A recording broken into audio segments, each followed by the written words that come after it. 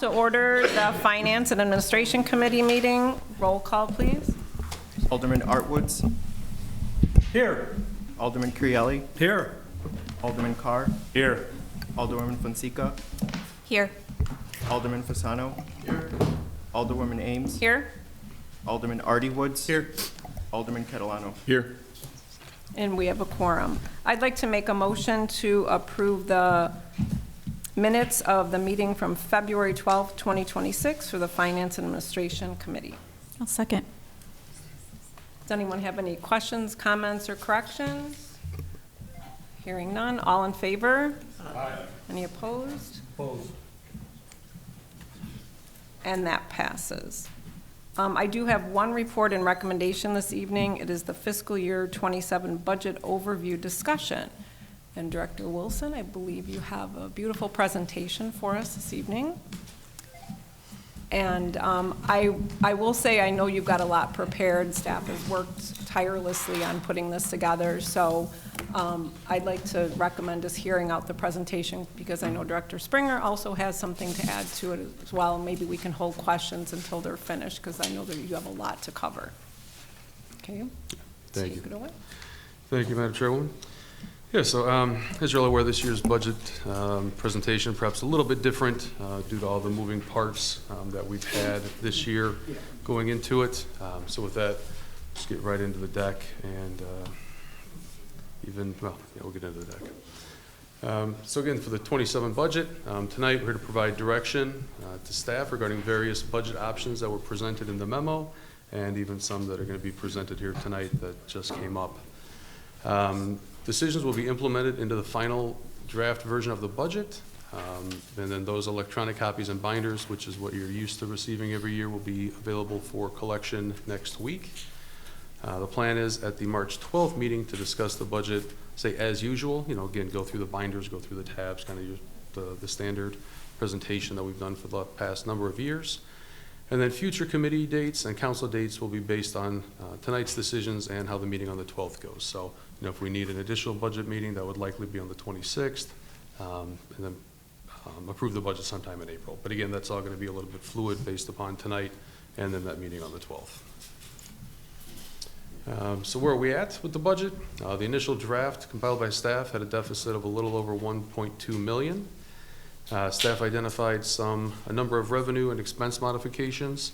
And for the record, this was just, it completely wound up that they were almost the same number. It was almost 50-50. That wasn't planned. This is how the math wound up. There was about 609,000 in items that would not require formal council action to enact, about 611,000 in items that would require formal council action to enact. And I said council could disagree. Disagree meaning you would not want us to enact those things, or you might have a different opinion on the matter. I would note, though, that if for any of those items, we would need to find a commensurate offset for whatever that item was, so that could be, further discussions depending on what that item is, how much that is, and what it means to the overall structure of the budget. The draft budget as presented has a surplus of just over $1,000. And as I said, there's many moving parts this year. Earlier today, we just finalized part of this presentation that you're going to see here in a minute with new information that could have a significant impact to the budget. We also earlier today, about 9 o'clock this morning, got an email from legal opining on a couple things in this item. And I said even 2 Thursdays ago on the 12th, I got 3 emails, one at 3:30, one at 6:15, and one at 9 o'clock that changed the budget. So this has definitely been a work in progress, like I said, even up until, I think we put the finishing touches on this, at 4 o'clock, I think. So this year, more so than any year since we've been here, has been definitely a very collaborative effort and constant work to get to where we are. Just recapping, these are the items in the memo. So these are the items that were presented. The left side is no formal action. The right side would be formal action. And again, we'll get into these in a minute after we get through this next portion here. But again, the pass-through fees, engineering, inspection, legal, 3 personnel items, PD reduction in some expenses, and then the implementation of a road and bridge transfer back to the general fund. Formal action would be possibly reimplementing the grocery tax, some police revenue modifications, and some personnel-related topics.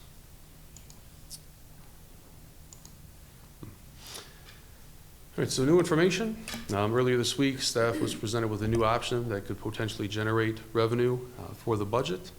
It would require formal council action, and if applicable, it would eliminate the need for various portions of the initial budget plan. So that screen that I just showed you, you'll see again after the next portion of this presentation with what that means for what we could likely be able to pass on and not have to implement going forward if you would agree with this next part of the presentation. And again, that'll be after this next portion. With that, if it's okay with the chairwoman, I will turn it over to Ms. Springer and Ms. Purvis. Absolutely. Thank you. Thank you, Chairwoman Ames. So this is something that we had on our radar to address this year. It came up more recently because of the budget concerns. We expedited this and moved it up our priority schedule.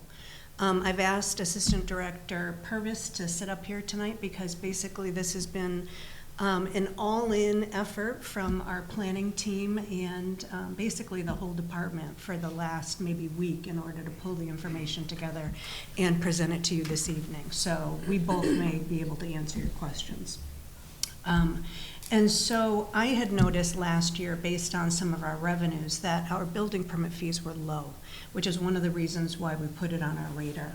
And we've done some research, and our building permit fees haven't been updated since 2018.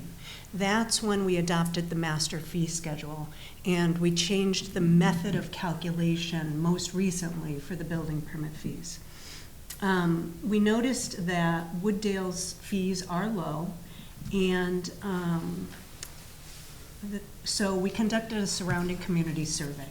And we found that the majority of those that are collecting fees right now, the majority of the communities are collecting based on a percentage of construction costs calculation method.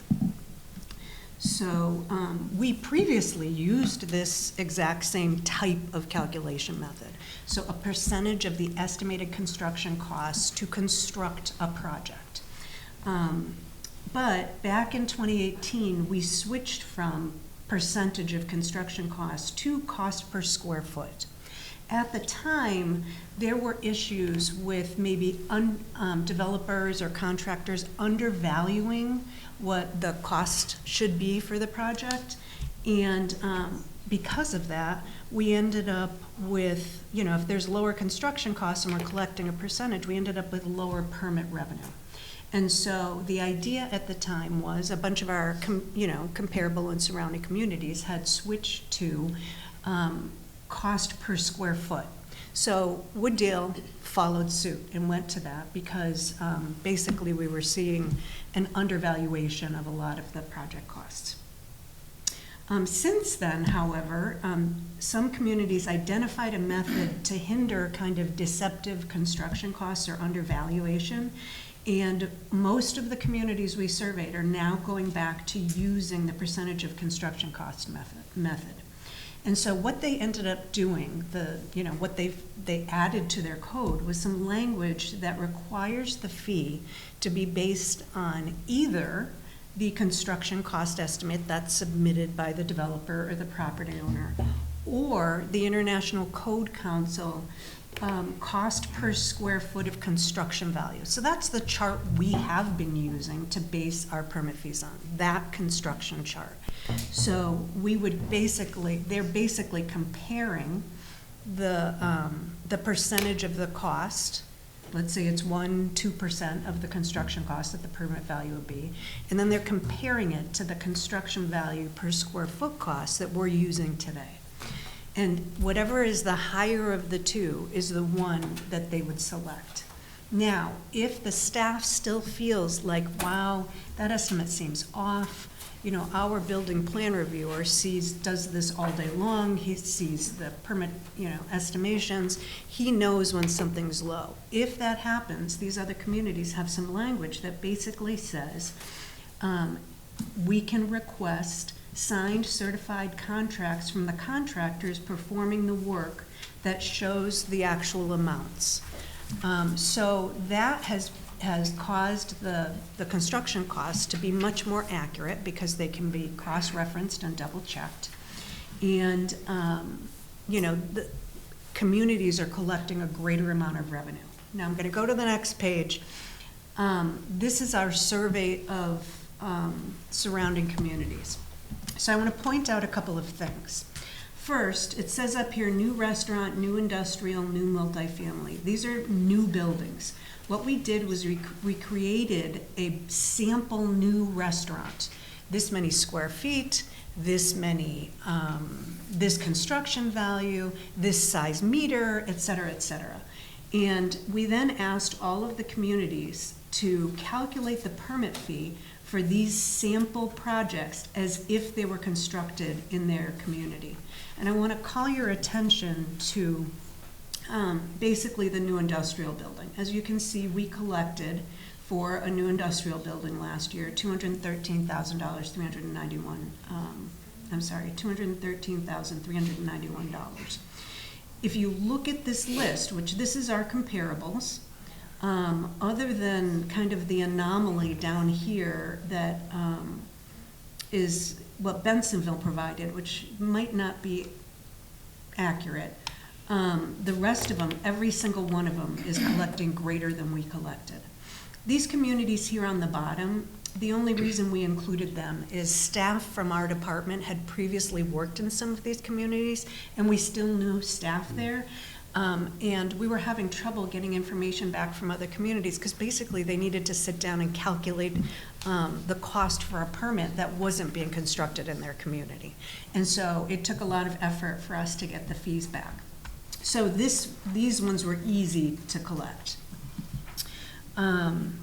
So this, if you look at the percentages here, you can see that if you drop out the lowest, which is 0.67 Carroll Stream, and you drop out the high ones, like these 2%, just about everybody else is at 1.5. Elk Grove's at 1.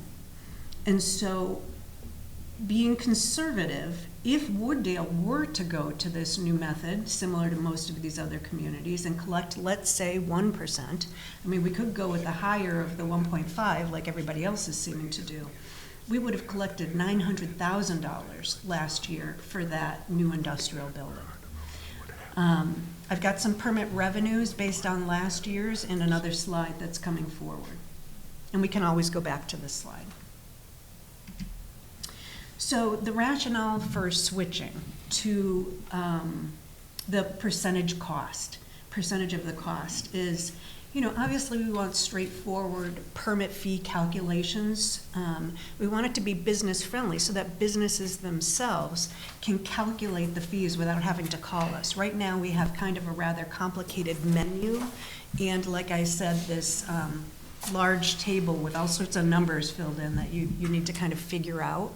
Here it will be very simple for them to calculate. The residential permit fees we're not proposing to change. That 1% evaluation, we are proposing it to be only for commercial and industrial. Residential fees would not change at all, so there would be no impact on residents for this change. Also, Wooddale's industrial parks are highly desirable, and we have a very low vacancy rate. When I checked about a month and a half ago, we were at 2%. That is going to continue to be in high demand because of our location. We haven't seen developers kind of pick and choose over what the permit fees are. They're looking at location. So it'll continue to remain a highly desirable area. Developers and businesses are already used to paying these higher fees in other communities. So these fees would not be unusual or out of the norm for the area. And we should be collecting what everybody else is collecting. I mean, if you looked at that chart, we are collecting far less than everybody else. So we did put together a revenue projection. We looked back at last year's calendar year. And if this new, what we're proposing, this new language were in place last year, we would have collected an additional almost $1 million in building permit revenue. It's conservative because last year we only had 3 new commercial industrial buildings and about 20 commercial industrial remodelings. And so the vast majority of the additional revenue comes from those 3 commercial industrial new construction buildings. We are expecting similar or higher permit values in the coming fiscal year. On the horizon, we have a number of, it could be 4, it could be more, new construction projects that are non-residential coming, that we believe are coming in this next fiscal year. So what the suggestion would be is this language, and I'll actually read it to you because I think it's important. So new construction, addition, remodel, and demolition permit fees shall be assessed at 1%. And like I said, we could go higher. We could go 1.25 to put us more in the middle because most of those communities are 1.5 to 1.6. But at 1% of the total project construction value, and the valuation shall be established based on the greater of one of these 2 items. The estimated construction cost calculated in accordance with the most current ICC building valuation data chart. And by the way, that chart is adopted and updated every 6 months. So we would propose some language that would say we would be using the most current valuation data that has been released by the ICC. Or secondly, the total construction costs provided by the applicant. Also, if the construction cost is deemed to be undervalued, the city may request those certified proposals or contracts from the contractors actually doing the construction. If the council would like to move forward with this, we can move forward rather quickly. We do have some additional research to do because this wasn't the only change we were proposing to the master fee schedule. There are zoning fees that we would like to update and some of the addition of other fees that aren't currently covered in there that we've been meaning to add. So, but we could get it on the next available PZB committee meeting. The next meeting, obviously, of the committee is related to budget. So the next available one after that would be March 26th with City Council final action on April 2nd. I did want to note that CDC review is not required because this is located in the city code, not in the UDO. And of course, UDO and sign code amendments need to go to the CDC, but nothing else in the city code needs to go to the CDC for review. And that completes my presentation. Thank you. Alderman Artwood. Yeah, I know you guys are pretty efficient. You probably did a great research project. Can I get a copy of the backup data to that? That's one, to how you got to those numbers. And my second question is for the apartment buildings going out, the holiday project. What would that permit be versus what they actually paid? So I don't know that you have the answer, but I do have the answer. Oh, you do? Excellent. This is Anticipated. This is that building. Okay. So we chose buildings that were constructed here. Gotcha. And then we gave the data to the other communities. So this is what we collected from them, and this is what we would have collected. I can tell you, this is more in line, between that and 500,000 is more in line with what they've been paying in other communities. Follow up? Yes, thank you. So, I'm never really for raising the fees. It's the first line of defense. But, so if I go through that deal, which is why I asked the question, so thank you for using that as the model. Putting that deal together was a financial challenge, right? There was some give and take. They couldn't put the amount of brick that we wanted in. That drove the cost of the building too high. There were trees, there were some other things. I'm not going to go through the litany of things. You know, it was a long time coming. I'm just glad the building's going up. But here we're saying that we'll add, I don't know, for easy math, $180,000 to the cost. If they couldn't give me the $180,000 worth of brick, they can pay the $180,000 worth of fee. I get what you're saying is that, you know, the low occupancy or the high occupancy rate, right? Low vacancy rate and all those things, but costs do matter.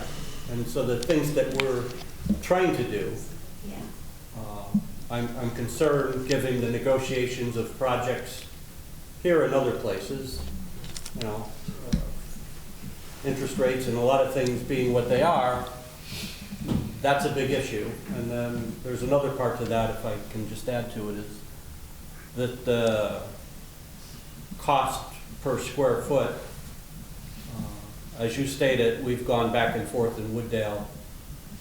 Almost every community I deal with over the years, which is probably 50 over my years doing this, have done the same thing. They've oscillated back and forth of how we charge the fees, how we're going to make the most for the fees, and each one of those things creates a layer of friction, let me say, of how we arrive at that fee. We're going to go to the IC, we're going to look in the book, and we're going to go, this is a class whatever building, and it's $142 a square foot or $138 a square foot, correct? And your building's 28,000 square feet, 50, whatever the number is, and that's what you're paying. But that's not always the case. And so if the builder's building the thing for 132, right, then we always have that argument. You know, I don't know. This seems like I get why we want to do it, and I'm okay with raising it. This seems a little drastic to, again, using simple math, 2.5 times the cost out of the blue. I don't know what the actual percentage on my calculator out, but it's significant. And then the things that we're trying to do, right, redevelop, we created the TIFs, and then we're going, okay, join the TIF, and then I can see the arguments already. The fees go up, and then the request for the TIF money is going to go up along with the fees, which is kind of counterproductive. But more importantly, if we're looking for more housing, right, which is what Wooddale needs, more rooftops, right, more people in town, that I would argue has a chilling effect on it. Again, going to the most recent project and how financially sensitive putting that together was, i.e. the holiday apartments, right? So. Director Springer? So I'm going to try to answer. There was a lot in there. Yeah, someone's question, someone's so background to give opinions to that's- other people sitting with. Awesome. So for Holiday, the project next door, when they came in and we were negotiating the redevelopment agreement, they said they wanted a cap on permit fees. And they said, you know, we'd love it to be, you know, less than 500,000, you know, but if it needs to be 600 or 650, you know, that's fine, but we want to make sure we don't go over that. And I said, that's not going to be a problem, because I had in my head an estimate of what it was going to be, but that clearly shows what they were expecting to pay. So I think, and they're paying it in other communities. So I don't know that that would have deterred them from coming here at all, a higher permit fee. Related to kind of the, you know, 1.5 times or, you know, 2 times what we've collected. I want to go back to, if you look at these fees on here, every single one of them, with the exception of Bensonville, and by the way, Bensonville, when I talked to them about this survey, trying to get the data, they've had some turnover in staff over there, so there's been, you know, some issues, and maybe, you know, people aren't up to speed on what the fees are, but as soon as they saw what we're doing, they've asked for all our backup information, and they are going to be updating their fees as well. But everybody else on there is 2 to 6 times what our fees are. So 2 times one of them, that would be Itasca. 3 times is 2 of the communities, Elk Grove and Carroll Stream, and the rest are 5 and 6 times what we are collecting. For the industrial building, I'm sorry. And so I feel like, you know, they're paying it elsewhere. Why wouldn't they, you know, why wouldn't we collect what all the other communities are collecting? Why should Wooddale be shortchanged? Alderman Artwood? And I get the logic, so I'm not here to beat you up, but I'll have to point out that all those other communities, things are being built. So if I did the same, took the time to do the research and look at the other communities, they're being built out and ours isn't. So what I'm saying is we're gonna add another layer. I don't know, I'm not disagreeing 100% with what you're saying. So if those are the fees, that's why I asked for the backup. I don't know them to be true, so I just want to make sure they're apples and apples. When we're having the conversation, I have to, just look at it and take it as at face value. And I know from getting permits in multiple communities, they're not always the same, what's included and how they include things, right? That's what makes it confusing. So I especially like easy, right? So a simple percentage would be good. What that is, I don't know. I like the idea. I'm just concerned bringing new projects in. I don't want it to have a chilling effect just because we're scrambling to raise money. I won't even get into, we always look at how to raise prices and not reduce costs, but thank you. Director Springer? I did want to mention that what we were recommending, the 1%, is on the conservative side. As you look up there, with the exception of .67 in Carroll Stream, all of them are 1.5 or higher, with the exception of Elk Grove. So we were trying to maintain parity with Elk Grove because they are an adjoining community and they do have a large industrial park. A lot of these other communities that we looked at too were alike us in many ways. We even put a chart together for that. We have lots of charts, so we're happy to share. So the point is, we were looking to be on the conservative side. Also, you had raised another point I was going to say. Yes, go ahead, please. If it's a concern, when we get to building permit fees, that's something that can certainly be negotiated as part of a redevelopment agreement as well, if that's the sticking point. But I've never seen a development not move forward because of building permit fees. Follow-up? Having been in other communities on the other side of that negotiation, trading one for another is the same thing. So if you reduce my cost somewhere else, I'm willing to pay your higher fee. Don't look what's going on over here, look at what's going on over here. Again, I get it that you want to raise the fees, but this is where I say the comparatives aren't always equal. And I'll always go back to, it's not like everybody's knocking down our door to build apartment buildings, and it took us 5 years. Everybody else built buildings and, going gangbusters. I just don't want to stop that progress. Mr. Mermans? I mean, I think we're focusing a lot on other things other than our industrial base, which that list is basically the strong industrial base in the Chicago metro area.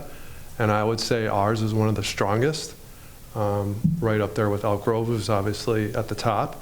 So I would think that if we focused on just the industrial, I potentially can get what you're saying on some of the other stuff, residential, commercial. But on the industrial, I would say that we're doing ourselves a disservice and we're shortchanging our quality industrial park, which people do want to move into, by not charging the fee that all the other similar industrial parks, not even as good as ours, in my opinion, are charging. But I get your point on some other stuff. Follow-up? Thank you. So to the classification, so apartment buildings are residential, commercial, industrial, commercial. Commercial. Director? So we have industrial, commercial. Commercial is everything over single family or two flat or duplex. Townhomes, correct. Okay. And just for clarity, this is for me following along.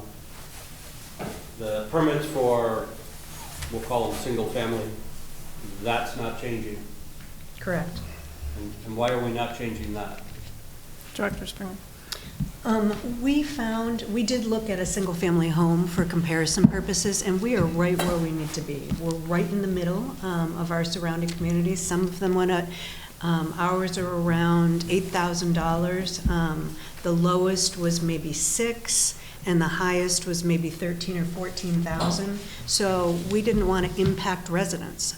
We are clearly behind in the industrial and commercial, but clearly the industrial, so that's what we wanted to focus on. Oh, And go I ahead. did have one more follow-up. You are correct. These fee schedules for every different community, everybody does it differently, which is why we've spent the majority of the last week and a half trying to figure them out. We first got their fee schedules, we tried to calculate it, we couldn't figure them out, and then we have had to create the sample projects and then ask them and follow up and follow up. So what we have in our spreadsheet, we believe to be as close to accurate as we're going to be able to get. Okay, I just want to make a couple comments too. So first of all, thank you for the comparison. It's always nice to see what everybody else is doing. It's surprising that we haven't looked at this since 2018. I'm glad it got moved up. I just feel like, I mean, we don't want to undervalue our community, and our, permits should be in line with what everybody else is doing. I kind of like the idea of staying in the middle. You mentioned with the residential, we're kind of, right in the middle. And I don't see why we shouldn't be right in the middle for the other areas for permit fees. I like the idea of what you mentioned, that a contractor can go on and basically calculate their own fees in I don't know if it's a spreadsheet or whatever program it is. That's always nice, because then people can look at it ahead of time without going through a process. So are you looking for direction on whether or not we should move forward with this, and at what percentage, or what kind of feedback are you looking for from this presentation right now? Director Springer. That would be wonderful. We are going to be working on the rest of the master fee schedule, and we'd love some direction as whether or not to put this language in there. Obviously, it would come back to the committee for review once we have everything together. But if we're headed in the right direction, and this is language that generally the group feels comfortable with, that would be great feedback to have, because then we'll know we're heading in the right direction. Okay. I mean, I think it's very nicely laid out for showing literal numbers of what we could have collected versus what we did if we would have been on a schedule like many of the other communities are. So, I mean, I'd like to recommend moving forward with it. You said 1%. It's kind of a glare on the screen. I can't read exactly all the numbers. So are you saying we were on this as 1% at the bottom, but we could, other communities are at 1.5, or we could even do 1.25 to, again, land in the middle? And I'm thinking back, if we went to 1% and then decided to bump it up to 1.2, 1.25, to make that kind of change and keep changing, it's one thing, just kind of go right in the middle. I don't know, I've seen that, so you're not just changing it and changing it and changing it. Just go to where we should be and collect what other communities are doing, and a nice, easy program to use for contractors, which would make the process seemingly much easier. I don't know, what's all involved right now. But that's my feedback based on the information that you gave, so. Do you need a motion, or you need direction? I'm not, what are you, Mr. I just think we're Mermis? looking for general direction, just to help us formulate the budget document, obviously, because this would obviously come back for its own separate approval. We could change our mind, we could not like the numbers, whatever, but whatever could help Brad fill in his Excel sheet would be helpful, so we could figure out what you like, what you don't like in theory, just to move forward. Because if we don't like this in theory, that's fine. We'll move on to our previous discussion with the menus and figure out what we like, what we don't like. That's all. Okay, all right, so not official. Alderman Artie Woods? Question, maybe I'm just not understanding. So the 97% occupancy rate in the industrial park, right, that's the current. So I'm assuming these are, I'm trying to figure out what without going into detail about specific projects, what are the anticipated 9 or 10 projects to make up the, $800,000 to $1 million budget gap? Is it people remodeling big industrial areas since people aren't leaving, I guess is what I'm saying. What are these people doing to generate this amount of revenue if we up the fees? Director Springer? So we do have one data center coming forward that will happen in this coming year. We have 2 industrial buildings in the industrial park where developers have purchased the land with existing buildings on them and are going to be tearing those buildings down and building new warehouse distribution buildings. We have 1 restaurant that we believe will be moving forward. They're coming in this week. And I can't see why that wouldn't be under construction a year from now at the latest. And then we have some city-owned property that we have some interest in also. And there's some remodelings where people are interested in facade improvement grants. So there's a variety of things on the horizon. And I guess just a quick follow-up. So the data center one, that's kind of what I was thinking, and then the 2 big tear down projects. I'm assuming these are things you guys have been talking about for a while, right? So are these people anticipating this low fee, and then we're going to hit them with the? I don't do what you guys do day to day, so I don't know how long these talks have been going on for, or how that would impact. Director Springer? So we have not discussed fees with them so far. I think there's a general understanding that most of the majority of the communities are charging this type of rate. And when they see a lower rate, they're happy, but that is not something we generally enter into discussions with them. Right now, we're looking at engineering plans, stormwater, what the zoning entitlement approval process is. After they get through that planning stage, then they'll ask for, what are we projecting for building permits? So we have not gotten that far with them. Thank you. Alderman Artwood? Yeah, so why, just for my own knowledge, why didn't we presented it 3%? If people are getting 6 and we're in such demand, and this is such a great thing, why didn't we just go to 5% or 6%? Director Springer? Was that 6? No, and it's 6 times is what he was talking about, not 6%. 2% is the highest. 2%. He's saying that 2% is 6 times what we currently collected. That's fine. So we didn't want to be have a greater jump to your argument. We wanted to be sort of in the middle so that we weren't at an economic development disadvantage. That would put us kind of right at the lower end, yet give us the increase of, maybe $1 million or more in revenue that would assist with the budget and would be closer to what other communities are collecting. We are super supportive of the 1.25 as well. It keeps us still below the others. We would support that as well. But we didn't want to throw a huge change or suggest. Follow-up? Yeah. As this was asked already, why don't we move it up? So I anticipate sitting here a year later going, why didn't we just make it 2%? So I'm not suggesting we do it, I'm just trying to find the thought process behind it and the rationale, and it's like a lot of things, we start at point A, and then next year it's point B and point C. Again, we're always looking how to raise the revenue, not reduce the expense. So that's my concern. But everything you're telling me is like Holiday was willing to pay 5 times the cost of our permit, 500,000, so that would have been 3 times. Thank you. 3 times the cost of our permit. So the big guys, again, I just have to fall back and default to. I would accept all that if people were actually buying up the property like crazy, knocking stuff down and building, except for certain sections in the industrial. So I don't want to do anything that chills movement on those other fronts. Maybe I get it for the institutional part. I might even argue that there should be a separate permit for data centers. Maybe data centers are 2%.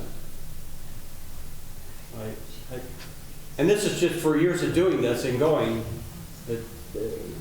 especially in the residential market, whether it's multifamily or not, that, costs are very sensitive out there to put projects together. I don't do holiday size stuff, but, so. Alderwoman Fonseca? First of all, thank you for all the data. And based on all this data information, as I can appreciate the amount of money that we can bring into the community if we focus on situations like that, but I still want to just kind of state my thoughts here. I'd like to keep it closer to Elk Grove, so that 1%, just because I think they're our closest neighbor that is in a very similar situation, especially from the industrial side of the business. So just wanted to kind of call that out, and I feel that 1% is a good rate. I can understand that in the future it may increase. There's a potential, but like everything else, change is a constant. So I just kind of wanted to call it out. I think Elk Grove 1% is a good place to be in right now. So I'm just curious, how often I mean, I know we haven't looked at ours for a while, but what's the typical review cycle for this for a community? It's generally every 3 to 5 years. Some communities have an automatic multiplier that is goes in effect every year. The last community that I worked in, it was, a percentage of the CPI every year. It would go up like 1% or 1.5%, half of that, half of the CPI. Their fees would automatically increase. But, in other communities that I've worked for, it's been 3 to 5 years. Should be something that we do kind of regularly. I was just going to say, is that something that, if this does change, that we could get into like a, routine Absolutely. to look at it? I don't know why, from 2018, but I mean, I'm sure you said you were scheduled to look at it, coming up, but now it's escalated. Alderman Artwood? How does this income relate to the expense of the building department, the projection? So are we taking in $1 million, but it only costs us $750,000? We're taking in $1 million, but the department costs us $1 million too. Do we know that number? Doesn't have to be the finite number.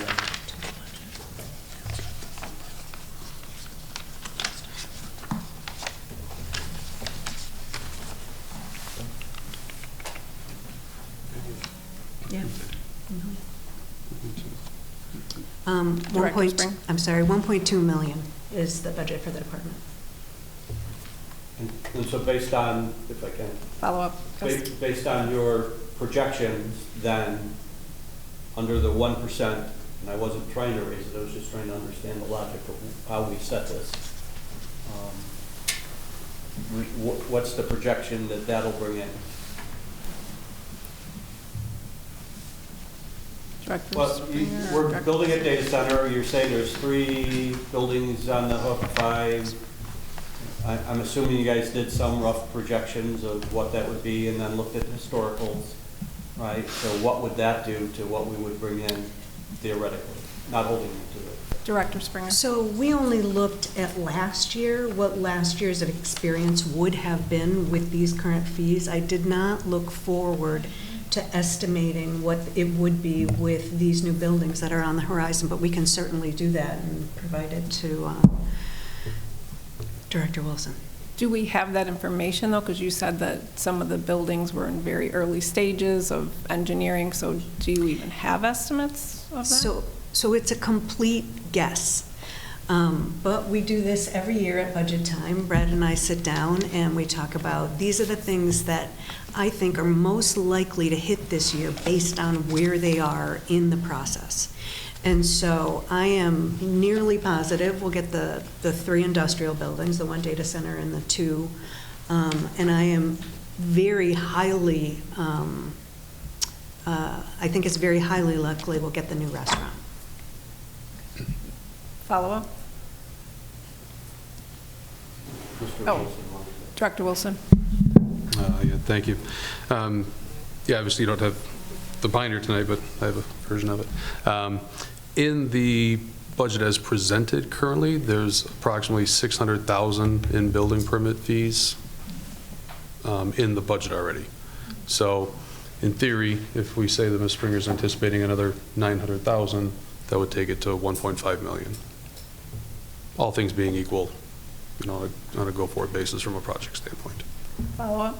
Yeah, So I would see if I can phrase this correctly. So we're going off last year, the historical, to project that will bring in 1.5 million, which is some number 900,000 more than the prior year, which will plug the hole.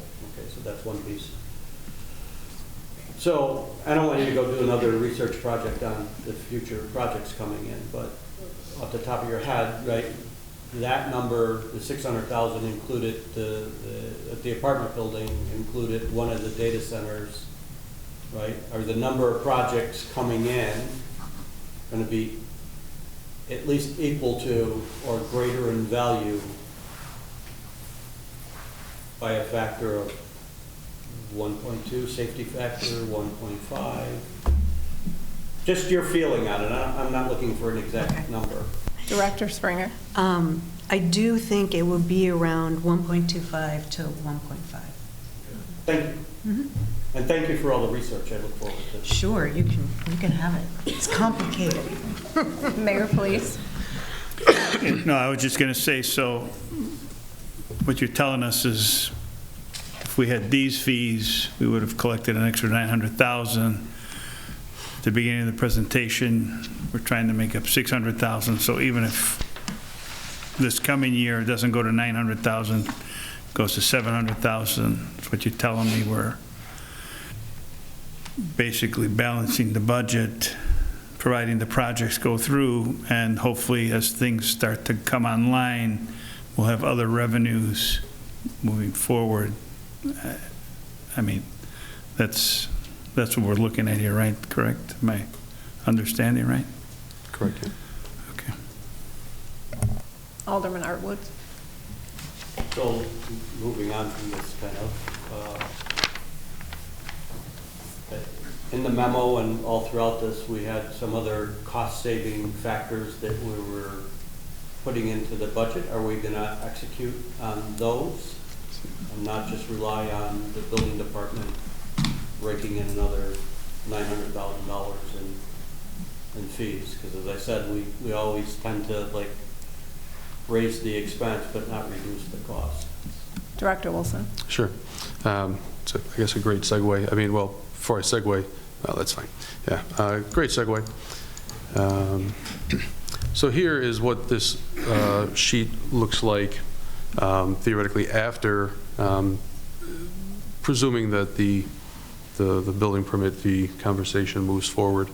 You know, the reduction in expenses, the pass-through fees, those would remain. The personnel items on the left side would remain. Those reduction in costs in the police department would remain. And then moving, the transfer would remain as well. Moving over to the right side, there will be no need at this time to discuss the first item. The TrackScard item would be removed as well. You know, a couple of, like the overweight permit fee, personally, it's been since 2000 since that's been looked at, so that might be something we would want to look at independent of anything since it's been 26 years. And that permit fee for the police department, that's something that the chief brought up that would be helpful for the department, just I think from an operational standpoint. So again, that might be something we would still want to look at just from an operational standpoint. And then the same thing with the tow fee. So to your point about, you know, kind of always looking to rake up revenue and not hit the expense side of the ledger, you know, like I said, the top one, the grocery tax, we would take that off the table right away, take TrackScard off. From a personnel standpoint, the bottom right, eliminating that one position, we would take that off the table as well. The three on the left, we would still, you know, execute those. You know, the patrol position being vacant, but we'd reevaluate that as the year went on. You know, the public works exec assistant upon retirement, like I said, you know, if that's when we think that might be, that's one thing. If it's a month later, that's not going to be really an issue because there's other staffing flux issues throughout the year. So, and then the downgrading of the position in finance from assistant finance director to accountant. Again, we've estimated when we think we'll hire that person. If that doesn't come to be, then there's a little slack in there as well. So I guess I hope I answered your question. So yeah, we're still looking to do some of these different expense reductions, as well as taking a couple of those other revenue conversations off the table as well. So it'd still be a mix, but that's, again, largely predicated on what Ms. Springer and Ms. Purvis just presented. Follow-up? I lost my train of thought there for a second. A couple other things that I had a question. So going through, Where do we stand with the reserves, the way the budget is now? And then number two, I just thought of today when I was kind of going through some of this stuff. Where do we have, I really couldn't find in there, maybe it's just me, the 900,000 that we're holding, or what, I think that was the number for the intersection, that really isn't our money, that's sitting somewhere. I don't know where that's at. So those two pieces, the reserve piece, right, because that's my concern. So if we have to cut more, right, this came on as, not that we're tight, that wasn't a shock, because we kind of knew that, but out of the blue, it's 1.2 million. That was a little shock, right? So I just wanted to follow up on the other two pieces. So the reserve piece, what that is, and where the 900,000 for the intersection is accounted for. Director Wilson? And should we put that in a restricted fund? Not that I did any research.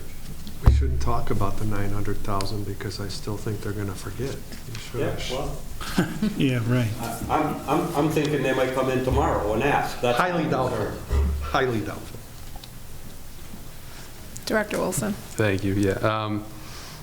I guess I'll answer that one. That's maybe the easier one first. That's in the CIP, so that's sitting in the Capital Projects Fund, Fund 50,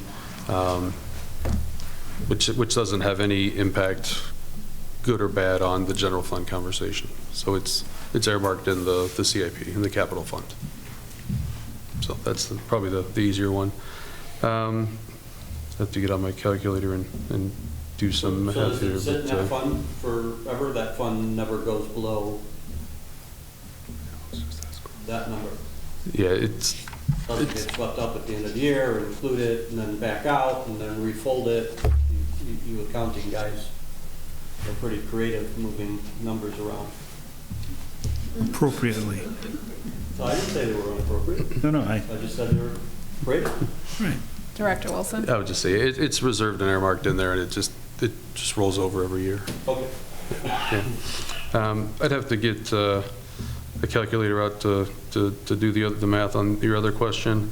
To your point, though, it is below the 50%, but with this budget, and then, if this were to be the case, to go through this building permit thing, that would have us, on the upward trend to get back to the 50%. So I don't have the exact number for me right now, trying to do it in my head, but it's probably around 40 right now. Follow-up, Alderman Woods? Yeah, and so,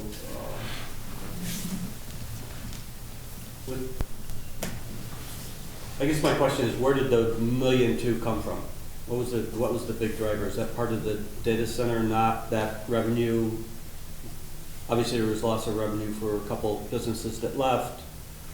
So I'm trying to figure out future years that we're not having the same conversation, fiscal 28, fiscal 29. Because if we stood here now and left everything the same, right, we're going downhill, right? So these corrective actions should stabilize us, but is that enough to keep us stable, or do we have to re-look at our projections, because I'm assuming the data centers are a big driver. Those are not probably where we thought they would be or would like them to be. Is that? Director Wilson? Sorry. Where we'd like them to be, I think that's for sure. I think, we all want them up right now. Where we anticipated they would be based on The initial time, but yeah. Yeah, I think, I'll look at this spring, I think, are they like about a year behind the data centers from their initial projections? With the substation and everything? Yeah, so. You might not have the answer tonight. These are the concerns in my head. This is what I'm looking at. Director Springer? We had expected them to be in for permit about 9 months ago, so they're about a year behind. Director Wilson? Thank you. Yeah, so, and to that point, so the first one's about done. But as you know, with the substation not being in, it's only going to be run at 40%. ComEd has said, what, Q1 of '27, it should be done? Correct. So we'll cross our fingers that ComEd builds it when they said they're going to. So then that building can get turned up theoretically to 100%. And they're coming in for the next permit soon-ish. Then that building will come online. And we do have revised projections from them on what that will generate. So we've used that to bake that into the budget this year, that 40% number for that first building. Additionally, forward space leaving was a little bit of a hit. Just factually, the grocery tax, we factored that in. When you get the budget, it will look like sales tax is up quite a bit, but the state did away with the use tax and now pretty much charges sales tax on everything. So sales tax is up quite a bit. But if you look at the use tax line, when you get it, that's way down. So there was a little bit of a teeter-totter with those two. Obviously, contractual salary increases, projected increases. The other big one that we didn't really anticipate was healthcare costs. We were anticipating about a 5% increase, and the blended increase was about 18%. So that was a little bit of a system shock. So I think those were really the big ones. So the salaries, which we know salaries go up. The sales tax number, the data center, like I said, we had known that for a while, that what that number was going to be just based on their timeline. But to your point, 3 or 4 years ago, we thought it'd be a different number. So that has changed that a little bit. And the healthcare numbers. And then, like I said, when Ms. Springer was looking at this, that was kind of it's the last piece of the pie or the puzzle, I guess, if you will. Follow-up? Yeah, thanks for bringing up the insurance.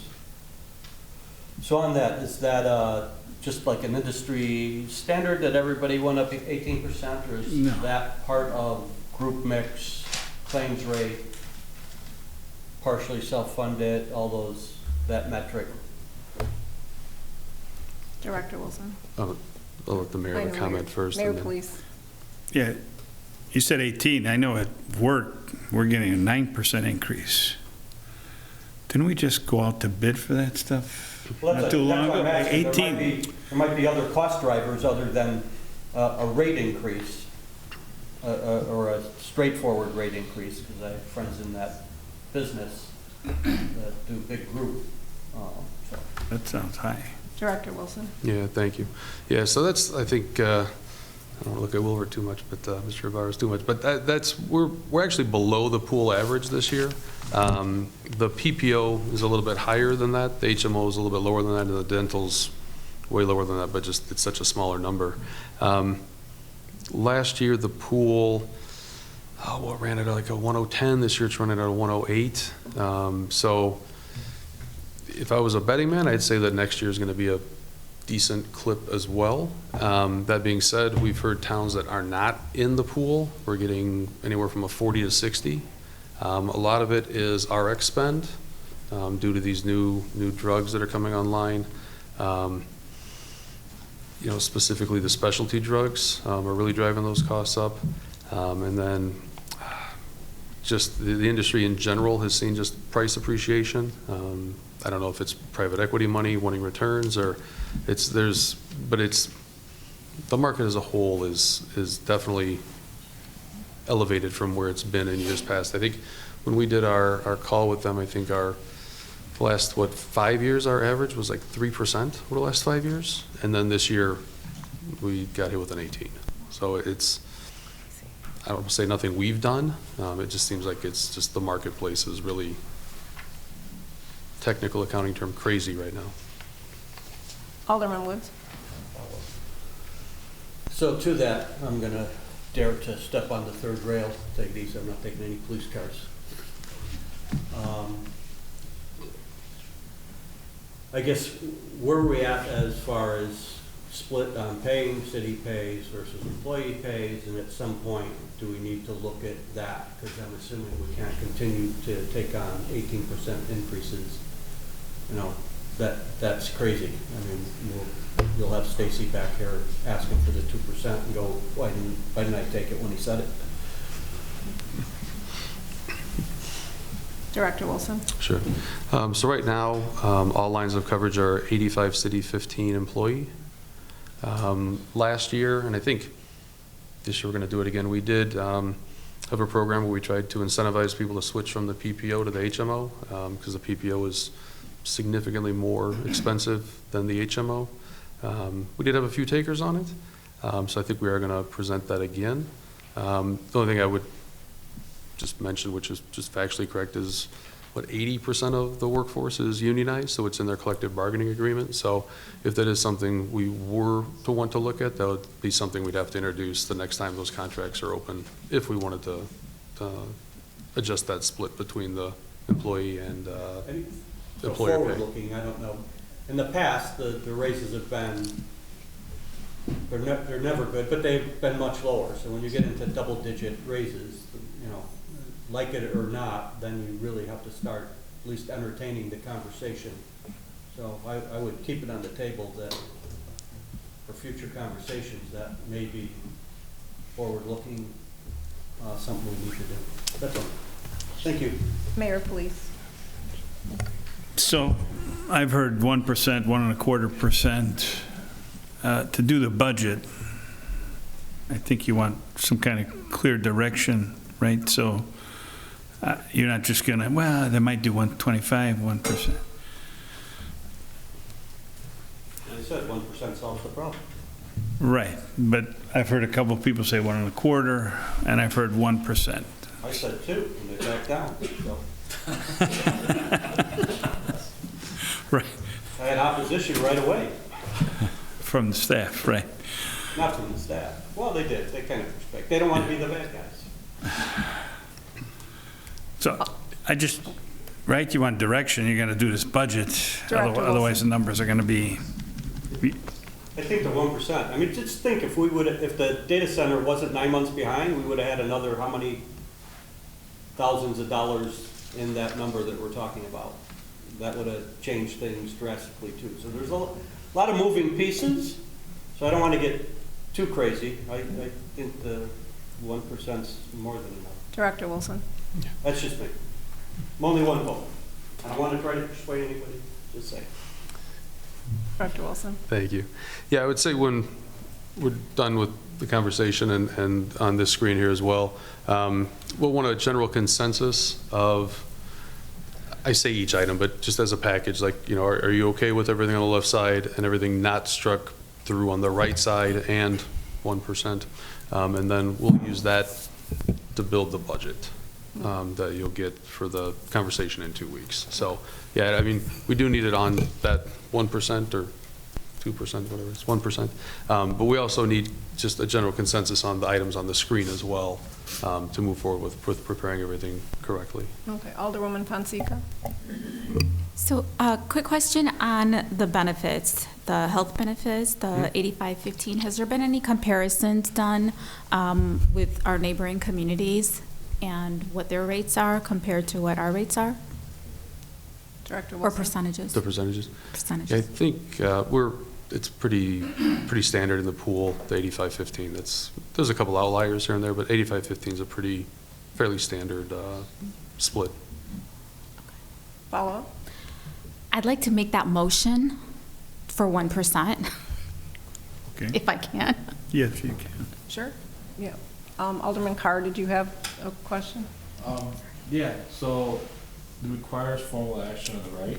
Mhm. The tracks guard, when's the last time that was ever updated? Director Wilson? So 2 things. One, last time it was updated was 2009.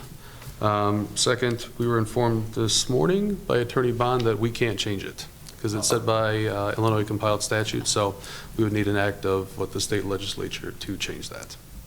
And that was the email. Call That was, Pat and thank him. Now I don't have to argue. yeah, that was the email at 9 this morning. So that's why it's crossed off because it's off the table. Sorry, Alderman Artie Woods? You can second if you want to. No, I was just going to say, I'll second the 1% on the fee for the commercial properties. So did you have Alderman Artie Woods? I wanted to ask if you could talk a little bit about the pass-through fees. When I read that, to me, again, this is the first time talking about any deficit budget for me, so reading about pass-through, you just simply made it seem like the city just absorbs that. So I'm sure there's more to it than that, to just all of a sudden not absorb that and pass it on to. Can you talk a little about how that would work? Director Wilson, Director Springer, who'd like to take that one? I'm happy to answer that. Yeah. So for quite some time, we have been passing on engineering fees that we are charged from Christopher Burke Engineering to residents and non-residential customers. So any project that requires an engineering review, a certain square footage of ground is disturbed, detention is required, permeable pavers are being proposed, underground water storage like dry wells in backyards to compensate for a lot of surface on the property. We have been passing those costs on for years. Basically what we've done is we've collected an escrow account up front for all projects that require engineering review, and then when the bills come in, we deduct from that escrow, and whatever's remaining at the end, we return to the building permit applicant. Sometimes it's a little more than that, and we have to request them to replenish the escrow. We have not been doing that historically for our building permit reviews. So the reason was a bunch of years ago, we had inspectors on staff. And so we collected, just building permit fees. But when we started to outsource, when our inspectors left and our building official left, the city started covering those fees, absorbing them. And just like the engineering fees, most of the communities that we're aware of passes those costs on to the customer. The idea is taxpayer dollars shouldn't be subsidizing private property owners or business owners or commercial or industrial owners. They should pay their own way. So we looked at the HR green bills and thought, again, we didn't want to impact residents, but what we are proposing, so we wouldn't apply it to residents, but we are proposing to pass those costs on or recover those costs that we're spending for the building plan reviews to HR green. And we would just collect the escrow as we have been doing and deduct the building plan review fees from that as well. Similarly, there are some legal costs for some of these projects, generally the ones that go to the Community Development Commission. Most of the other communities that we're familiar with also pass those costs on to the applicants or the petitioners. And so, again, not for residential. We're not proposing to do that. We do not want to impact the residents. We would pass those costs on for the CDC cases, the legal cost as well. And that totals about $100,000 as we've estimated in the department. Just a quick follow-up. How long has it been that way? That we've been absorbing those costs? Just since, gosh, it's only been a few years since Janet left. Year and a half, 2. I've been here Yeah, 3, been 3. so 5. And that coincides with the elimination of staff doing it Yes. versus, okay, thank you. Alderman Catalano? Yeah, so Director Wilson, the City Hall revocation, that's out, right? Director Wilson? Yes, I think, I'll say the jury's still out on that one. We're looking at that project right now relative to some other projects, some recent developments with other capital projects. And I think we'll have more information on that probably in 2 weeks when we come back. So that's still in the budget? Well, yeah, I mean, as of today it is, but we haven't presented still in the CIP, but it will be discussed in 2 weeks when we bring everything back again. Okay, thank you. Mayor Police? So why no formal action for pass-through fees, which I thought we always collected? You wouldn't need a motion to change the fees? I'm not understanding. Director Wilson? Director Springer? My understanding, and Ms. Springer can correct me, is that there's no code update that would need to be done. Director Springer? Correct. There is code language already in the city code that says that we can recover those costs. It's just been something that hasn't been done because there was a change in staff, and there was kind of we went out to consultants, and there was a change in staff at the time. Mr. Murmas? Just for clarity, we do need council direction on everything. When we say we need formal action, there's going to be separate meetings on certain items we talk about, like the 1% that we're proposing, the items on the right. The other things, obviously, we need direction, and you guys are making the decision, but that's not a separate meeting. That's part of the process we're going through. Mayor, please. Yeah. So I was always under the impression, we sent to the engineering, it's all part of their permit fees. But I'm almost hearing, for some reason, because now we outsourced some of the reviews, we weren't collecting for that. That's... Mr. Murmas or Director Well, Springer? we've gone through, the whole industry's gone through a transition in the past couple of years from in-house staff to outsourcing staff. Right. As well as there was an extremely strong push here in Wooddale to be overly business-friendly, cutting fees, cutting costs, and things like that. So as we transition away from having in-house staff, there's always an internal debate on, well, the service was provided because we had staff. So now are we just going to hammer fees? Okay. So that's where we're at now, because it seems like this is here to stay. We can't find certain staff, so I don't see this solving itself. Director Springer? I think the confusion is, it says pass-through fees engineering. We have been collecting engineering fees. Those pass-through fees have been collected.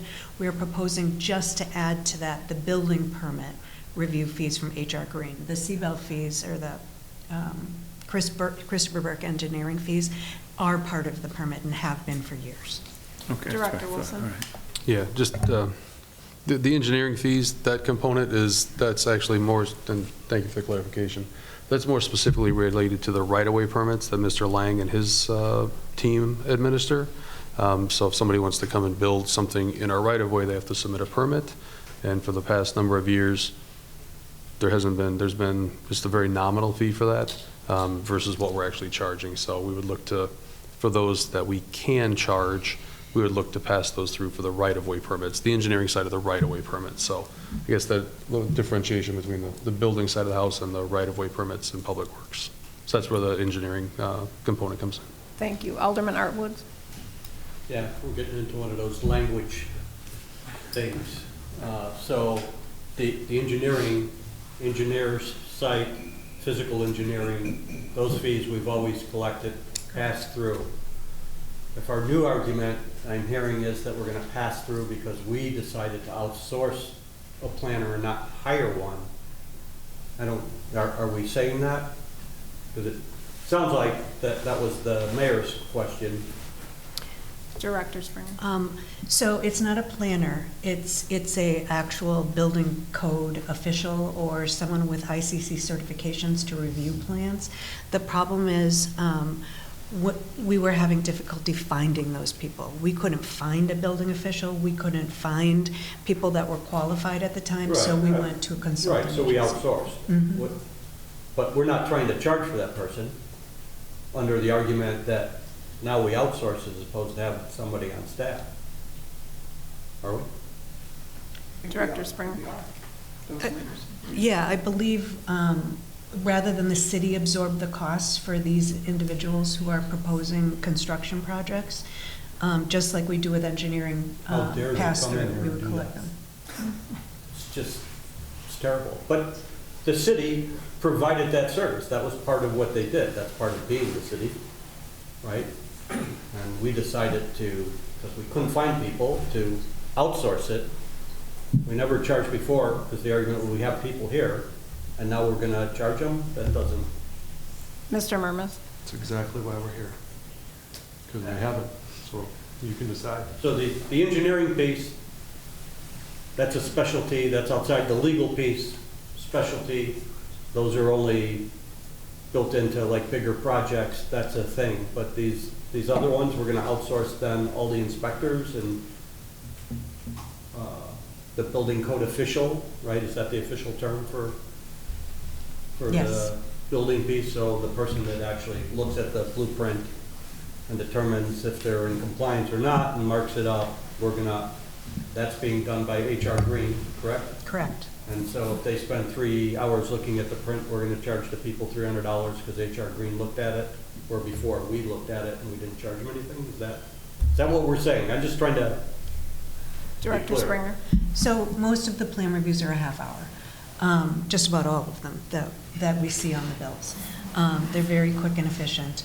But again, it is, rather than having the city absorb $100,000 for private property owner projects, But it's isn't the that part of same our thing. purpose, though? That's my point. Director Springer, Is the follow up, community- or Well, Assistant I don't Director? charge them to send a squad car. I suppose we could hire someone to, to do this for the $100,000. My point is, we pay a person sitting here on payroll, or we pay somebody we outsource to, right? You're telling me if I have them in the office, we don't have to charge, but if I outsource them, we have to? I don't get that. Assistant Director Purvis? So in our research, while we were looking through all these building codes, we also looked at what all these communities do in terms of third-party review. We actually called several of the communities as well and asked the question, do you do your inspections and permit reviews in-house? And if so, if not, if you're sending them out to third parties, are you then passing those costs through? Almost all of them do. It was very rare for somebody to say, no, we eat those costs. It's pretty standard across the board. Mayor, please. Let me go back a little bit. So I know a few years back, we updated fees and this and that for the permits, and we talked about the outsourcing, and you save on some of the benefits and stuff because, number one, we couldn't find a good one. Every time we had somebody, didn't really last. So you're not paying all the IMRF and all that stuff. But I thought we added something into the permits already to cover that kind of stuff. Because the fee is the fee, whether the guy is sitting here We're charging a fee for it, that's my point. or we're hiring somebody. I thought we kind of went through all that. Now, if you're telling me that our fee is way too low for some reason, that's a discussion for another night. We're not going to solve that here right now. I'm just trying to understand because... Mr. Murmas? Our biggest problem is we can't hire qualified people for this position. Right. So what we continue to do, to Alderman Wood's point. I'm okay with that. Yeah, no, Right. I'm validating your point. Okay, thank you. What we continued to do, to Alderman Wood's point, was just because we couldn't hire the person, we didn't charge these costs. We continued on with HR Green absorbing the cost. Now what we're saying is other communities have started to pass along this cost because it is not a Wooddale thing. It's an industry thing where these professionals are hard to find. Even corporations we work with have a hard time finding and retaining these building officials.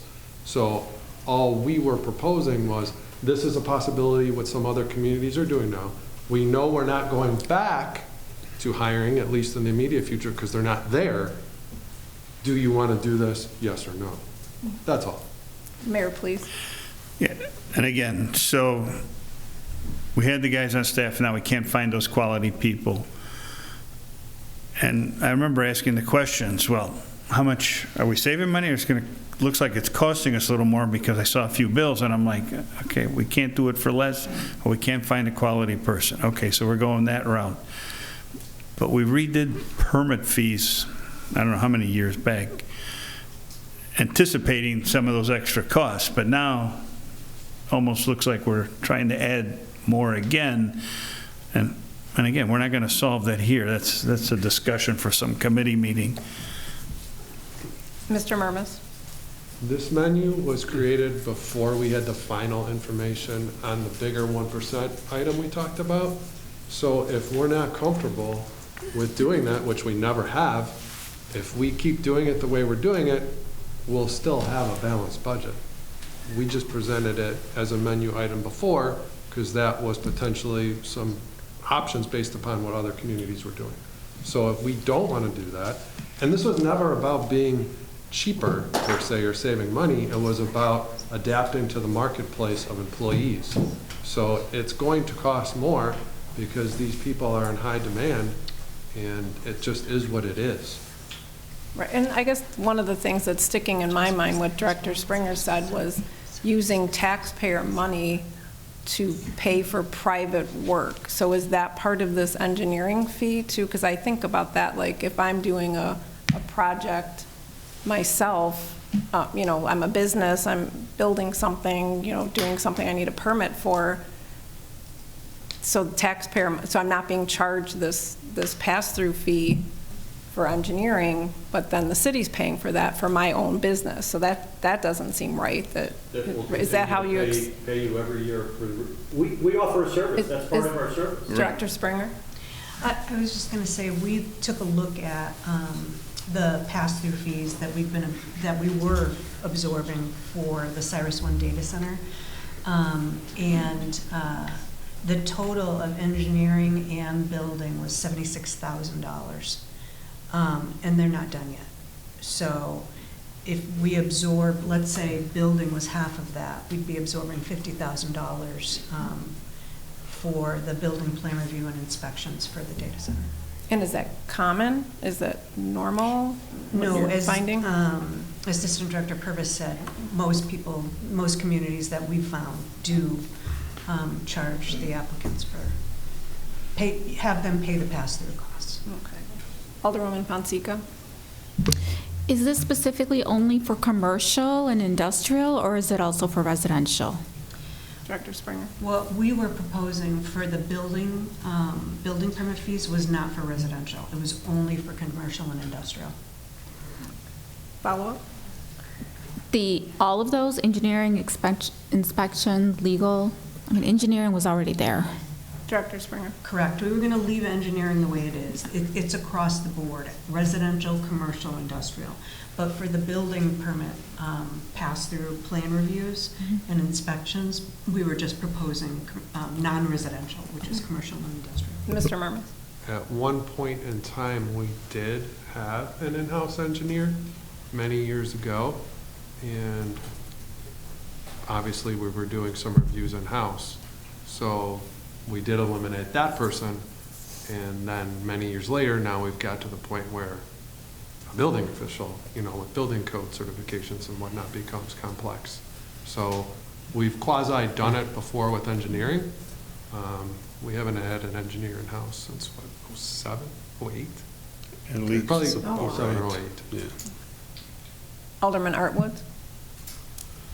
Yeah, I'm a little lost. And again, maybe we won't solve this today, but, so we're raising 1% plus all these other fees? I don't get it. And I understand what you're saying is that we're losing money, but this is part of what we offer. We're a city. This is the service. This is so part of it. So paying the outsourcing of engineers and legal fees and some of those stuff, I get it. But at some point, the city has to offer something. I mean, we're not just a vending machine with everything being a pass-through. That doesn't make sense to me. And what does the 1% cover then? So it's 1% plus all the fees? So technically, we're at 2%. Director Springer? We are happy to follow the direction of the committee related to that. It's here for your consideration. I can mention the project next door. We're probably around $40,000 of building plan review and inspections.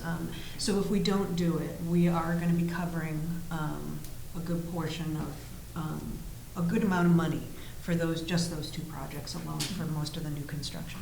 Mayor Police? Yep. If I'm understanding right, the engineering we're already covering. Correct. The legal's being covered.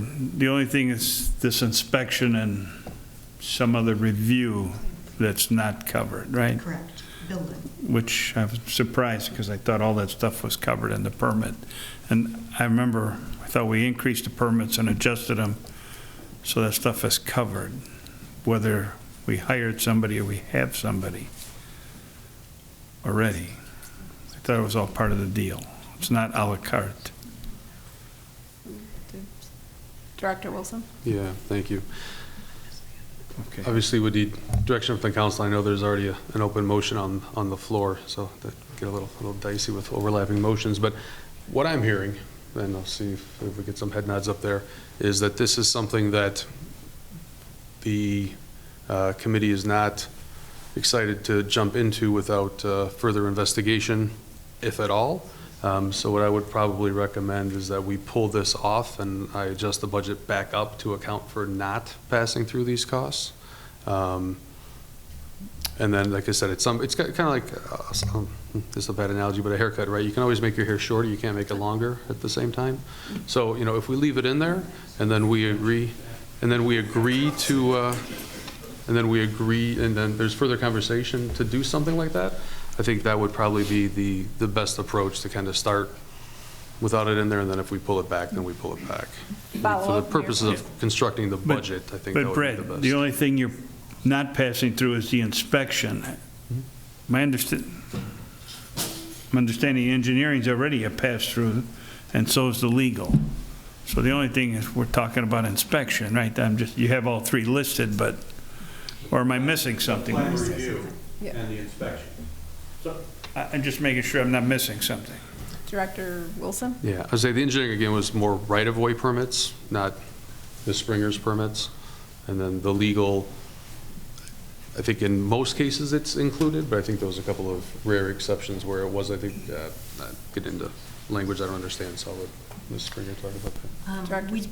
We, for the projects, some of the projects, we did pass through legal fees, not necessarily our main legal firm, but our outside TIF consulting attorney. We did pass that through for a couple of the more recent projects since I've been here. There was something else I was going to say, but I can't remember. Alderman Art Woods?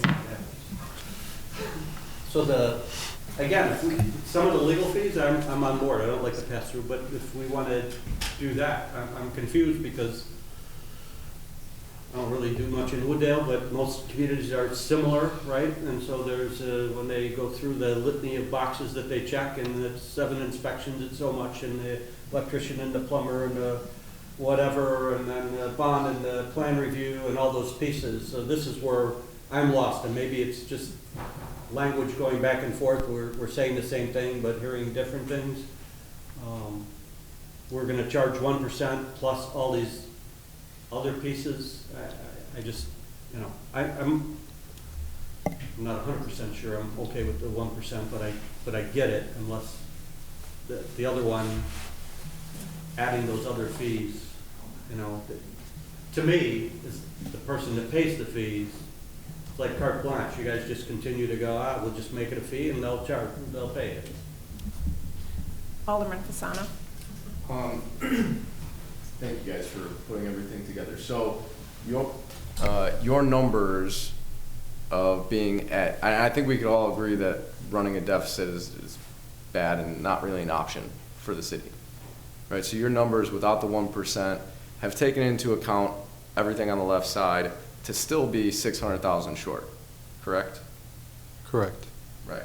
So, I think I would like to second that motion. Go with the 1% here. But to Alderman Wood's point, that 1% also eats up the deficit. So maybe we don't have to do these pass-on fees, right? It's not one or the other, or both. You can keep it how it is with that 1% and still have a balanced budget. Is that correct? Director Wilson? Correct. And, sorry, follow-up. So you got some eliminated here. Those are completely off the table, right? We can't do those for whatever reasons. Grocery tax, Trax Guard, and potential elimination. Mr. Murmas? The only one on there completely off the table that we could do in theory without some legislation or some lobbying help would be Trax Guard. We crossed out grocery tax and, elimination of a full-time non-retiring employee because we figured if we have the ability to get surplus without doing those, which probably we don't really have an appetite for, we cross them out. Alderwoman Fonseca? I was just going to modify my motion to say increase the one, or add the 1% and not do the pass-through, additional pass-through fees, and keep them the same. So I modified my motion. Okay. Yeah, I'm fine with that. Alderman Artiewicz? I was just going to say, I agree with how Director Wilson broke that down, so I agree with the motion. I'm sure we're going to vote on it, but before we vote, I just wanted to quickly go over the elimination of the executive assistant for Public Works. I'm assuming a lot of that work still has to be done, right? So are we going to combine those responsibilities with someone already in-house, I'm assuming, or? Mr. Murmas? Since the executive assistant position has been in existence, we've only had the Public Works Management Analyst also over there for maybe 2 years, a year or two. So there's different staffing levels from that position first started. So that, along with some technology, some software, the way we track our work projects, things like that, could come into play. So in forming the whole menu, we wanted to make sure we weren't doing things that we thought would impact service levels to residents and increase costs. Exactly. So we think we would be able to absorb that, and that would be recommended even if we were in a surplus budget, just because whenever there's a retirement in any department, we always look for opportunities to potentially, save on costs or redefine how the department structure works. Okay. So that was one of the things that was going to be on the list. And I would also say, as long as I'm talking and we're going to eliminate those pass-through fees, I do think it warrants a separate conversation down the road just to educate more, see where we're at. Yeah. So just maybe a future committee item down the road. And then quickly, the other thing, it wasn't on the list, but in looking at the salaried positions, this is probably for Director Lang, but meter technician, kind of relevant because there's a salary involved, but with the meter project, is this person someone who, once those new meters are in, that's still a position? I don't know what a meter technician does, I guess, and we're spending all the money on the new meters. I figure you want to talk. So. Yeah, thank you. We said when we presented the Verigy item last week that it wouldn't result in the elimination of any positions due to that project. There's always other types of appointments. There's high usage appointments. There's final meter reads. Incorporating the leak detection software is going to need someone monitoring that as well. So we'll repurpose that individual to provide support for the rest of the division. Just making sure. Thank you.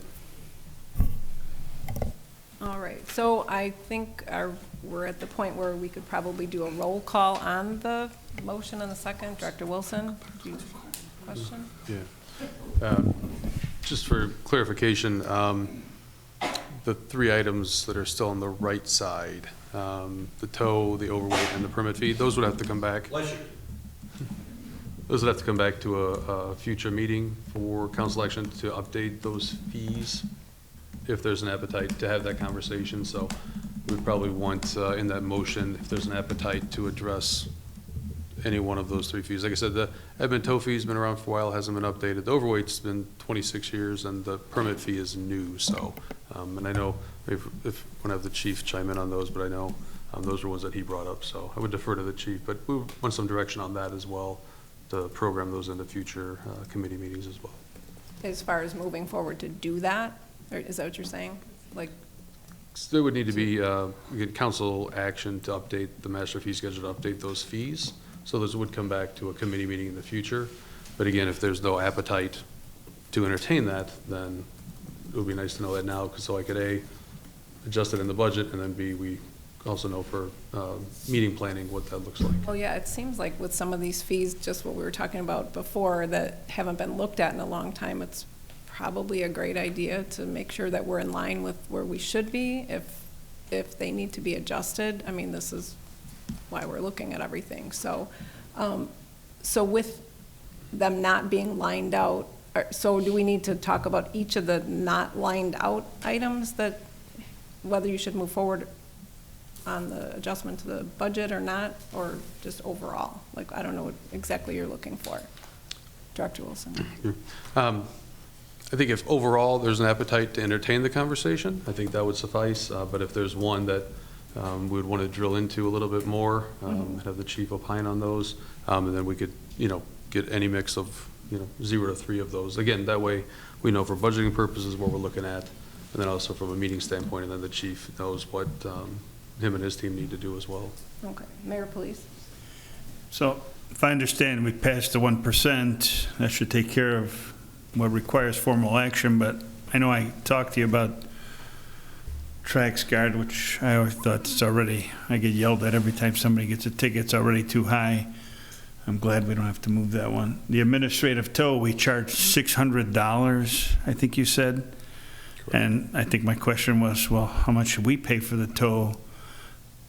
Because $600 already sounds very high to me, but I don't have my car towed that often, thank God.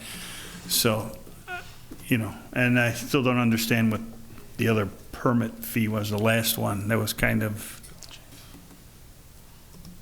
you know, I know we don't need to discuss that tonight if we're passing the 1%, But we'd still like further clarification on what exactly those mean and, you know, what it was and what it could be potentially if it's updated, right? So I think that is fair to say that, definitely. So Alderman Artwood? Yeah.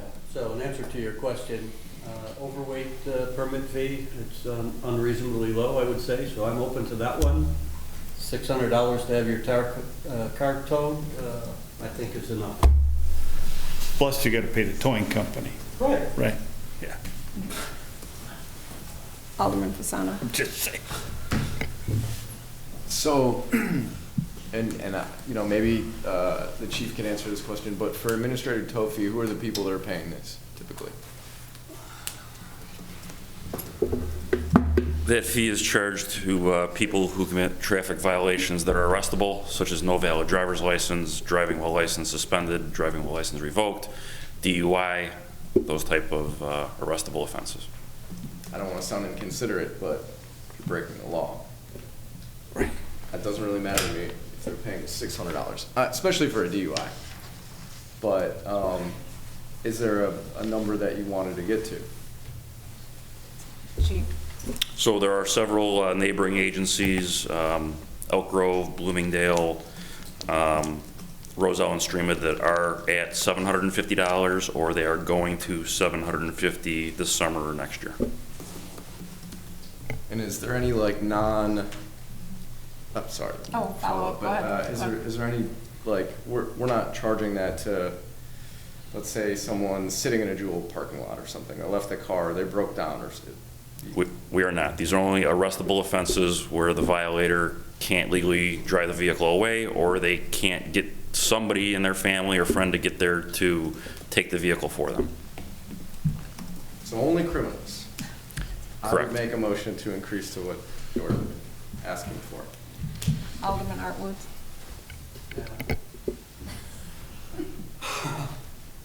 So why don't we make it $1,500, because we could just really punish them.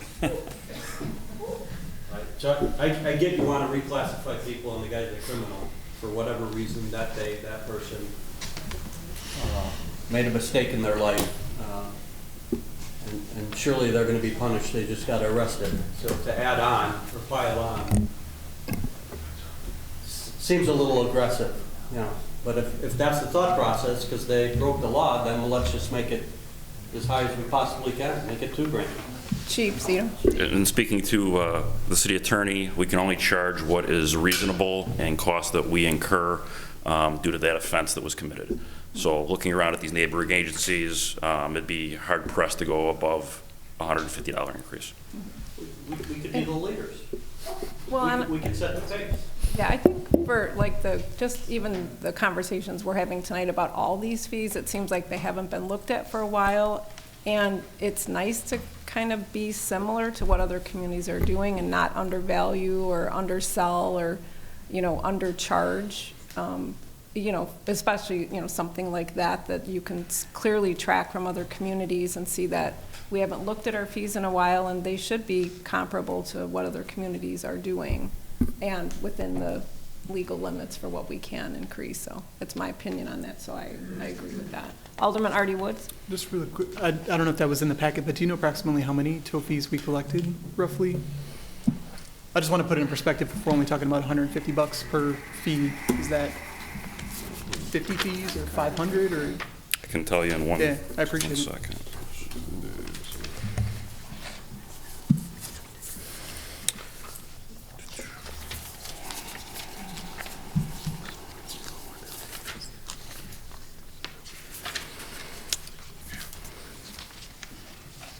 It was, last year it was 218 tows Okay. that we did. So roughly 20-some thousand. And then really quick follow-up, the permit, I don't know if I missed this, but the permit fee under the police revenues, what permits are those? That would be a new fee that we could charge to tow companies that are coming into Wooddale to repossess or relocate a vehicle. There's a lot of surrounding towns that charge a $50 fee to that relocation service or that repo service that they're coming into town and removing a vehicle. How do we enforce that? They contact the police Yeah. telling you guys that they're going to got it? Okay. Yeah. Interesting. By law, they're required to notify us before they come in and tow anyways. So. Mayor, please. So what you're saying, so that's, I remember now Brad was telling me about that, it sounded kind of strange. So it's kind of like contractors have to register with the building department and there's a fee every year. That's what you're talking about basically, right? Like or are you talking per tow? It's per tow for this fee. I believe Addison's at $50, 30, so. Follow-up? Yeah, so again, we're not gonna go through all these and discuss and figure out exactly till we get all the other information on these. If we're doing the 1%, after the budget's done, we can discuss these 3 items at some point. I'd have to talk to legal, but I'm not opposed to Alderman Woods' recommendation to charge for each time we send a squad car, especially for repeat offenders, so. So then I think we need to do a roll call for the 1%. I believe that's where we're at. We had a motion and a second, and amended motion. Okay. Director Wilson, is that where you see we're at? Trying to keep track, right? Yeah, that's it. Okay, roll call, please. Alderman Artwoods, No. Alderman Currielli, Yes. Alderman Carr, Yes. Alderwoman Fonseca, Yes. Alderman Fasano, Yes. Alderwoman Ames, Yes. Alderman Artie Woods, Just to clarify, the other stuff we're recommending coming back and talking about, this is just the 1%. And got it, okay, yes. Alderman Catalano. Yes. And that passes. So Director Wilson, with these other remaining items on here, do you need specific direction for each one, or have you gotten enough feedback from conversations that you are prepared to move forward to the next steps? Yeah. Okay. Was there Personally, any- I feel okay with Okay, it, was yeah. there anything else in your presentation that we needed to go through? Mr. Murmas? Yes? I had a handful of other things that I wanted to, no, I'm just kidding. I just would like to thank the whole team, the staff and the council. This year has been a little bit out of the norm, kind of knew it was coming, a little difficult, a little different, not the norm, but I thank everybody for their patience with us. I know we're a little delayed. I know Brad is going crazy. Probably got a few extra gray hairs this week, so thanks to all the city staff and the council for keeping with us, and we promise to get you the budget binders in short order. Well, thank you all so much. This was a lot of research, a lot of stones unturned that have been not looked at for a while, and it's a good opportunity to make sure that we're in line with what other communities are doing, too. So appreciate all the effort on that. So we're good on this, right? You have everything? Okay. Next items to be considered at future meetings, fiscal year 27 budget round 2 on March 12th. Were there any other items? Alderman Artwood? Not an item, but the last question, and I know we talked when we met, the TIF districts, if you're going to put together the rundown on those and have that, will those come out with the budget, will be part of the budget? Mr. Murmas? We've been focusing on the budget, so I've let Brad. Gotcha. No, Yeah, some leeway on the TIF report, so I don't think we have a clear picture on when that's coming out, other than soon. But yeah, you'll get it, but I don't know when. He's very busy. With the book, that's part of it. I know he's got it on a spreadsheet somewhere on his. He's got a lot of spreadsheets. For sure. All right, anything else? Thank you. Okay, I'd like to make a motion to adjourn. All in favor? Any opposed? We are adjourned.